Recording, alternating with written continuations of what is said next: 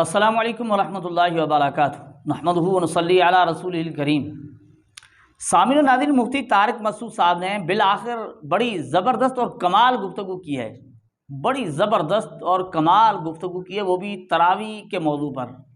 بات کو واضح کر دیا، بات صاف ہو گئی۔ اگر گفتگو بندہ سنتا ہے توجہ سے، دھیان سے، اور اس پر سوچتا ہے تو بات ختم ہو جاتی ہے، بات واضح ہو جاتی ہے کہ آخر مسئلہ کیا ہے اور صحیح بات کیا ہے۔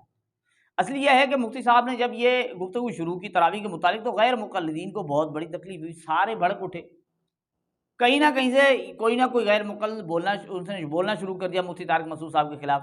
کہیں جناب یہ شامل ظہیر کا بیان آ رہا ہے، کہیں اس کا یحییٰ عارفی کا بیان آ رہا ہے مفتی طارق مسعود صاحب کے خلاف، کہیں وہ پاگل عاقل کی گفتگو مفتی طارق مسعود کے خلاف، اور کہیں وہ صدیق رضا وہ گفتگو کر رہے ہیں، اور وہ انڈیا سے کہیں شیخ رحمانی بھی مفتی طارق مسعود صاحب کے خلاف بات کر رہے ہیں، اور کہیں وہ کفایت اللہ ثنابلی بھی مفتی طارق مسعود صاحب کے خلاف بات کر رہے ہیں۔ تو یہ سارے کے سارے مفتی طارق مسعود کے خلاف انہوں نے گفتگو کرنا شروع کر دی، اور یعنی اپنی جو بات ہے اس کو صحیح ثابت کر رہے ہیں، اور مفتی طارق مسعود صاحب کی بات کو غلط ثابت کرنے کی کوشش کر رہے ہیں۔ بھائی یہ تو 20 تراویح ثابت کرنے کی کوشش کرتے ہیں، کہاں 20 تراویح؟ اور مفتی صاحب نے پہلے بھی بات زبردست کہی تھی، اگر بندہ سمجھے، مفتی صاحب نے ایسی زبردست بات کی، اگر بندہ سمجھے تو اس میں بھی یعنی بات واضح ہو جاتی ہے۔ تو مفتی صاحب نے پہلے یہ کہا تھا، دیکھیں جب اللہ کے رسول نے کہا کہ امت گمراہی پر جمع نہیں ہو سکتی، تو یہ اتنا صدیوں جو امت اور حرمین میں جو عمل ہے امت اس پر جمع ہے، صدیوں سے امت کے اندر ایک عمل چلا آ رہا ہے، صدیوں سے۔ اب اللہ کے رسول نے خود کہا امت گمراہی پر نہیں جمع ہو سکتی، کم از کم اس بات پر تو توجہ دو، دھیان دو۔ تو بات تو وہیں ختم تھی، لیکن غیر مقلد چونکہ وہ ان کے اندر ضد بھی ہے، وہ کہتے ہیں بس جو ہم نے سمجھا اور جو ہم کہتے ہیں وہی درست ہے، آگے کتنا ہی بڑا مفتی ہو، کتنا ہی بڑا عالم ہو، آپ یوں سمجھیں وہ ائمہ اربعہ کی بات کو بھی اہمیت نہیں دیتے، اپنی بات کے مقابلے میں ائمہ اربعہ کی بات کو بھی اہمیت و حیثیت نہیں دیتے۔ تو ان کا کیا کہنا؟ تو بہرحال انہوں نے یہی کہنا تھا کہ نہیں بھائی نہیں، یہ 20 رکعت ہے ہی نہیں، یہ تو 8 رکعت ہے، 20 رکعت کہاں ہے ہی 8 رکعت۔ تو انہوں نے اس طرح کے بیانات دیے، لیکن مفتی طارق مسعود نے ابھی جو بیان دیا ہے تراویح کے متعلق، یقین جانے بات واضح ہو گئی، بڑی زبردست گفتگو کی۔ اور اس گفتگو میں غیر مقلدین سے جو اپنے آپ کو اہل الحدیث کہلواتے ہیں سوالات بھی پوچھے ہیں، سوال بھی پوچھا، کوئی ایک آدھا سوال پوچھا ہے، اور بات کو ایسے واضح کر دیا۔ اور صرف غیر مقلدین ہی نہیں، وہ بھی تو غیر مقلد ہیں لیکن اپنے آپ کو اہل الحدیث سے نہیں کہلواتے۔ کون؟ انجینئر علی مرزا۔ انجینئر علی مرزا کی بھی کلاس لی ہے اور غیر مقلدین کی بھی کلاس لی ہے، بڑی زبردست گفتگو، کمال گفتگو ہے۔ تو ناظرین کرام، سنتے ہیں مفتی طارق مسعود صاحب کو کہ کس انداز کی گفتگو کی ہے مفتی صاحب نے۔ قام رمضان، صام رمضان، قام رمضان، صام رمضان، حدیث میں آتا ہے من صام رمضان ایمانا واحتسابا غفر له ما تقدم من ذنبی ومن قام رمضان ایمانا واحتسابا غفر له ما تقدم من ذنبی۔ جس نے رمضان کا روزہ رکھا، رات کو قیام کیا، اس کے اللہ گناہوں کو معاف کرتا ہے۔ تو رمضان کی خاصیت روزہ ہے، اسی طرح رمضان کی خاصیت قیام رمضان بھی ہے۔ اور قیام رمضان جب رمضان کی خاصیت ہے تو اس سے پتہ چلتا ہے کہ جو 8 رکعتوں والی حدیث ہے نا بخاری کی، یہ قیام رمضان سے متعلق نہیں ہے، یہ تہجد سے متعلق ہے جو پورے سال ہوتی ہے۔ اب ہمارے ہاں جو اہل حدیث حضرات 8 رکعتیں پڑھ رہے ہیں، میں ان سے سوال پوچھتا ہوں، پھر یہ رمضان میں تم نے کون سا تیر مار لیا؟ یہ تو 8 ویسے بھی ہوتی ہیں، یہ تو ویسے بھی 8 ہوتی ہیں نا، پھر قام رمضان کا کیا مطلب ہوا؟ آپ کہہ سکتے ہو یہ ہم جب رمضان میں 8 پڑھتے ہیں تو اس کا ثواب زیادہ ملتا ہے، غیر رمضان میں پڑھتے ہیں تو ثواب کم ملتا ہے۔ بھئی یہ تو ہر نیکی میں، جب آپ رمضان میں صدقہ دیتے ہو تو ثواب زیادہ ملتا ہے، غیر رمضان میں ثواب کم ملتا ہے، تو کیا صدقہ رمضان کہا جائے گا اس کو؟ کبھی نبی نے فرمایا من صام رمضان ایمانا واحتسابا غفر له ما تقدم من ذنبه ومن تصدق رمضان ایمانا واحتسابا غفر له ما تقدم من ذنبه، کہیں فرمایا نبی نے؟ تو ثواب تو میرے بھائی صدقے کا بھی زیادہ ملے گا۔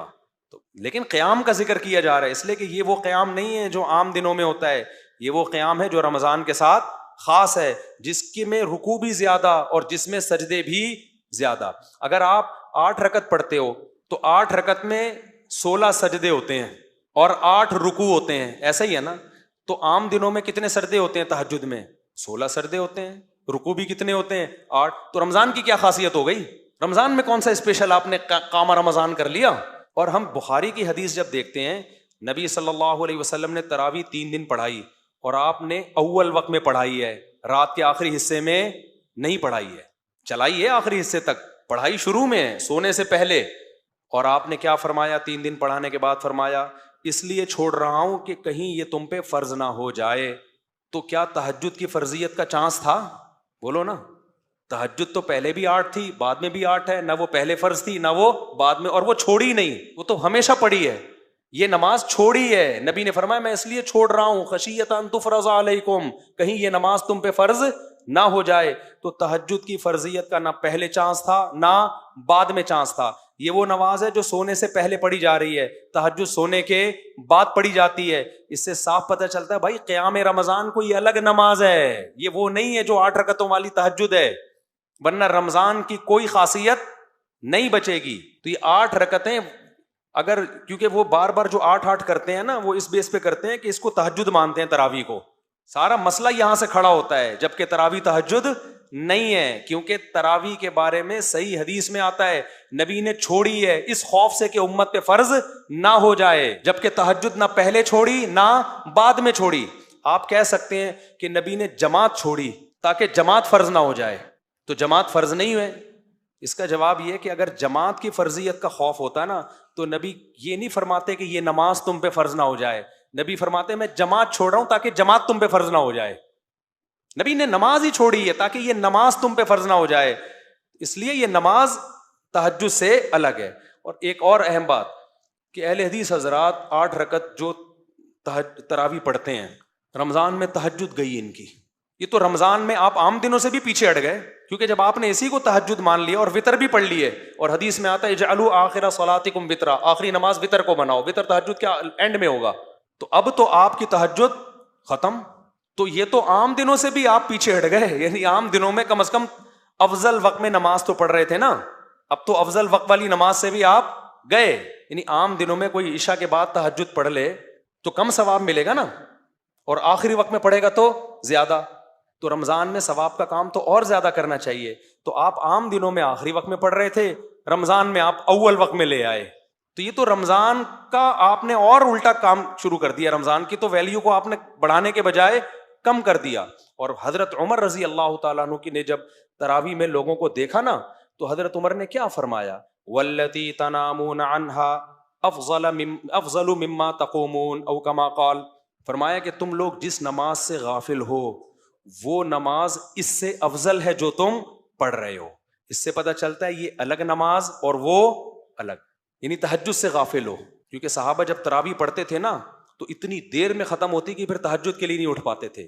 تو حضرت عمر نے کیا فرمایا کہ وہ جو تہجد والی نماز ہے وہ اس سے ثواب میں افضل ہے. بعض چیزیں سنت مؤکدہ ہوتی ہیں لیکن ثواب ان کا اس سے کم ہوتا ہے. ابھی ایک الگ بحث ہے کہ اس کو کم ثواب والا کیوں کا, اس کو زیادہ, لیکن اس سے اتنا تو پتہ چل گیا یہ دونوں الگ الگ نماز ہیں. سرکار نے پتہ کیا ترجمہ کیا اس کا, سرکار کے تو ترجمے ہی اوٹ پٹانگ ہوتے ہیں. سرکار نے اس حدیث کے بارے میں ایک آئے کہ اس سے حضرت عمر کی اس حدیث سے پتہ چلتا ہے کہ تراویح آخری وقت میں پڑھنا افضل ہے. ارے بھائی حضرت عمر کی اس حدیث سے ہی نہیں پتہ چلتا. اگر حضرت عمر یہ فرماتے نا آخری وقت میں پڑھنا افضل ہے, تو حضرت عمر فرماتے جو نماز تم اس وقت پڑھ رہے ہو نا یہ آخری وقت میں پڑھو, یہ زیادہ ثواب ملے گا, تم غلط ٹائم پہ پڑھ رہے ہو. ٹھیک ہے نا, سرکار کے پاس ترجمے ٹھیک نہیں ہیں. تو واللتی یہ صفت ہے, موصوف محذوف ہے. والصلاۃ التی تنامون عنہا, وہ نماز جس سے تم غافل ہو, سو رہے ہو, نہیں پڑھ رہے اس کو. افضل من الصلاۃ التی تقومون, افضل من الصلاۃ التی تقومون, وہ اس نماز سے زیادہ افضل ہے جو جس میں تم قیام کر رہے ہو. اور اس کا مقصد, حضرت عمر کا مقصد تراویح کی نفی نہیں ہے. نفی کیسے کریں گے, خود تو جماعت شروع کروائی ہے. اس کا مقصد یہ ہے کہ یہ تو پڑھ رہے ہو وہ والی بھی پڑھا کرو. آپ نے ترجمہ ایسا واٹ لگا دی ترجمے کی کہ وہ والی بھی ختم اور یہ والی بھی ختم کر دی آپ نے, نہ اس کے رہے نہ اس کے رہے. یہ ہے حقیقت.